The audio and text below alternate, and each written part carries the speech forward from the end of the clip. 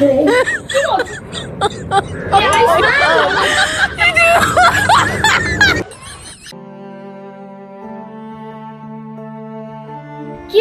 अनुहार त अँध्यारो छ त।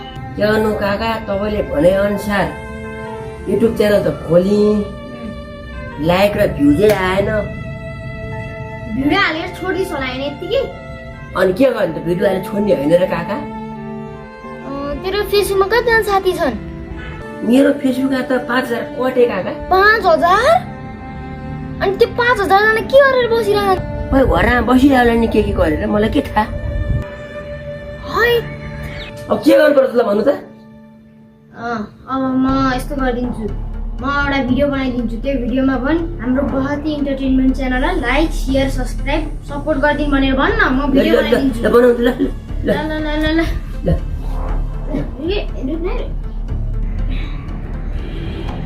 ल स्टार्ट गरौँ।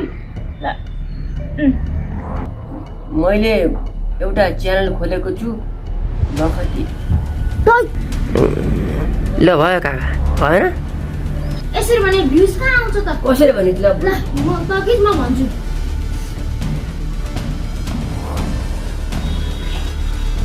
ल नमस्कार, मेरो नाम माइला। मैले एउटा च्यानल खोलेको छु बहत इन्टरटेनमेन्ट भनेर। त्यसमा मैले एउटा सिरियल हालेको छु दो बाटो भनेर। त्यसलाई तपाईँले लाइक शेयर सब्सक्राइब गरिदिनु होलास् त्यति भन्दै, अनि सपोर्ट गरिदिनु होलास् त्यति भन्दै।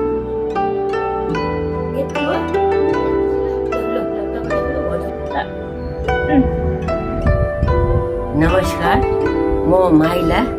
मैले चाहिँ एउटा युट्युब च्यानल खोलेको छु बखती इन्टरटेनमेन्ट भन्ने, र मैले त्यसमा दो बाटो भन्ने सिरियल हालेको छु। र हजुरहरूले त्यो पुरै हेरेर लाइक कमेन्ट सेयर गरेर मलाई सपोर्ट गरिदिनु होला भन्न चाहन्छु। धन्यवाद। भयो काका?